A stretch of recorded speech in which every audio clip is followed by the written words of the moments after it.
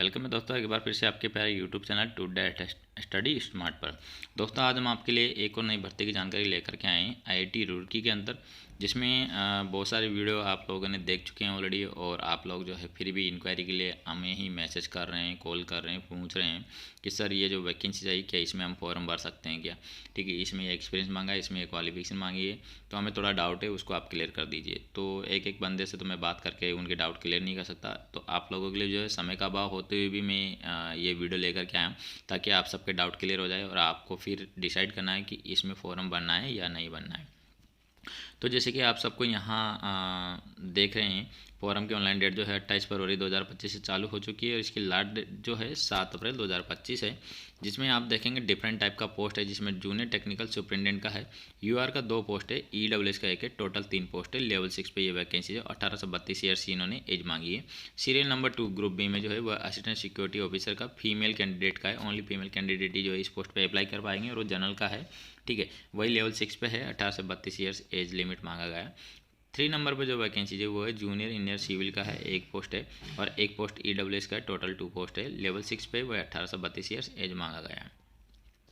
तो फोर्थ पे जो है वेरी इंपॉर्टेंट पोस्ट है जिसकी आप सब इंक्वायरी करें, जूनियर टेक्निकल सुपरिटेंडेंट सैनिटेशन। ठीक है, जिसमें यूआर का 1 पोस्ट है। ठीक है, टोटल 1 पोस्ट है, लेवल 6 पे है और 18 से 32 ईयर्स एज मांगा गया है। तो दोस्तों आप सबका पहली चीज़ तो मैं डाउट क्लियर कर दूँ, आप level 1, level 2, level 3, level 4, level 5, level 6, level 8, ठीक है, 7, 8, 9, 10, ठीक है, लेवल 12 तक होता है, 13, 14 तक भी होता है। ठीक है, तो लेवल 6 क्या है? लेवल 6 देखिए, आपका लेवल 5 जो होता है वो 28 ग्रेड पे होता है। लेवल 6 जो है वो 42 पे होता है। लेवल 7 जो है वो 46 पे होता है। ठीक है, तो इस प्रकार से आपका ये चलता है। और फिर लेवल 8, लेवल 9, लेवल 10, तो उस हिसाब से ग्रेड पे आपका बढ़ता जाता है। तो ये चीज़ आप समझ लीजिएगा अच्छे से। तो लेवल 6 दे रखा है तो 42 ग्रेड पे भी ये वैकेंसी है, और आपका जो रेलवे में वैकेंसी आता है वो भी 42 पे होता है। ठीक है, 5 नंबर जो वैकेंसी जूनियर सुपरिटेंडेंट राजभाषा का है, 1 पोस्ट है, और लेवल 6 पे वही 42 पे 18 से 32 ईयर एज मांगा गया है। 6 नंबर पर जो है जूनियर सुपरिटेंडेंट का है, जिसमें आपके 1 पोस्ट जनरल का है, 1 एससी का है और ओबीसी का 3 है। टोटल 5 पोस्ट है, वही लेवल 6 पे 18 से 32 ईयर्स एज मांगा है। ग्रुप सी में जो है आपका पोस्ट है जूनियर लैब असिस्टेंट का। टोटल ऑफ वैकेंसी की बात करूँ तो 11 है, और जूनियर असिस्टेंट का टोटल ऑफ पोस्ट की मैं बात करूँ तो 31 है। ठीक है, लेवल 3 पे ये किस पे है? लेवल 3 पे। ठीक है, तो लेवल 3 पे आपका ग्रेड पे क्या होगा? एज क्राइटेरिया कितना मांगे ना? 18 से 27 ईयर्स। ठीक है, तो जूनियर लैब असिस्टेंट, ठीक है, ये लेवल 3 पे है। आपके जो लेवल 4 होता है वो 2400 पे होता है। लेवल 3 जो है आपका 1900 पे होगा। ठीक है, किस पे? 1900 पे।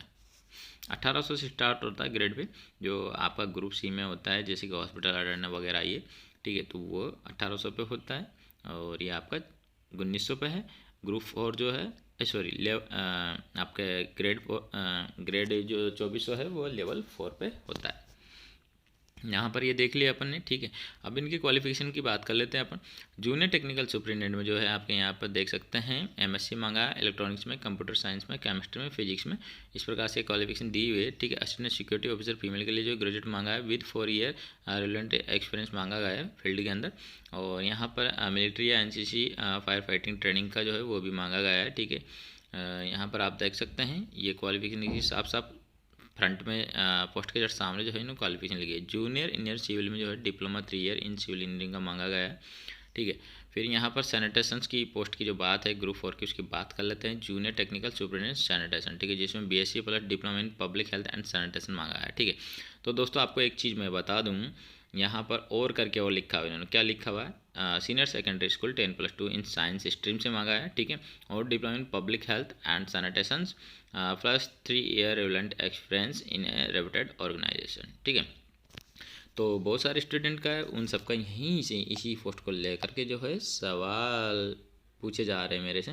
वो ये पूछे जा रहे हैं, sir diploma in public health and sanitations ये तो हमारे पास नहीं है, हमारे पास सैनिटरी इंस्पेक्टर का है, तो क्या हम इस पोस्ट पे अप्लाई कर सकते हैं? ठीक है, इसमें 2 तरह की क्वालिफिकेशन, अगर बीएससी है तो डिप्लोमा होना चाहिए आपके पास पब्लिक हेल्थ एंड सैनिटेशन के अंदर। दूसरी जो है क्वालिफिकेशन वो है, अगर आपके पास बीएससी नहीं है और senior secondary school 10+2 in science stream से हैं, या फिर डिप्लोमा इन पब्लिक हेल्थ है सैनिटेशन, या फिर 3 year relevant experience in a reputed organization. मतलब अगर आपके पास बीएससी प्लस डिप्लोमा है पब्लिक हेल्थ एंड सैनिटेशन में, तो आप इस पोस्ट पे अप्लाई कर पाते हैं।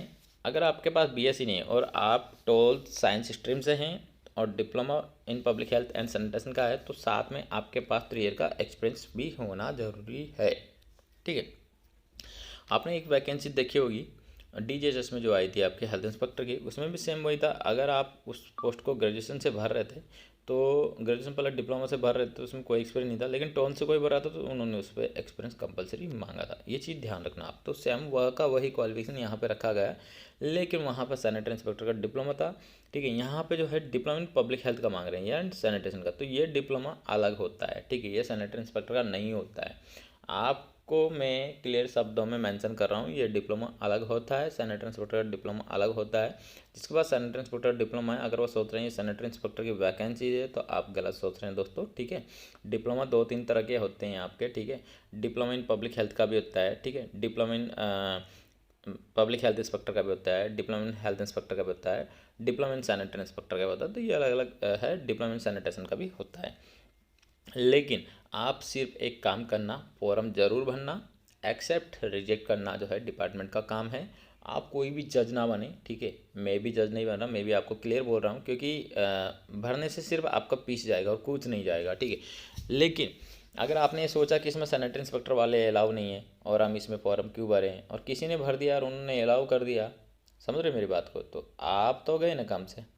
ऐसा हुआ है, बहुत सारी वैकेंसीज में हुआ है। ठीक है। इसलिए मैं आपको बता रहा हूँ, आप फॉर्म ज़रूर भरना है इसमें। ठीक है।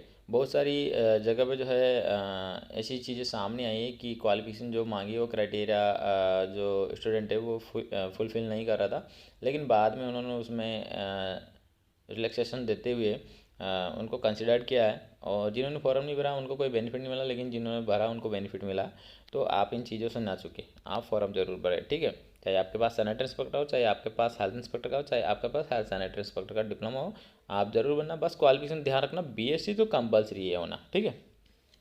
हालांकि आप कहेंगे तो diploma in public health and sanitation के ऊपर भी मैं एक वीडियो बना दूंगा, कहाँ से होता है, कौन से इंस्टीट्यूट वगैरह ये करवाते हैं।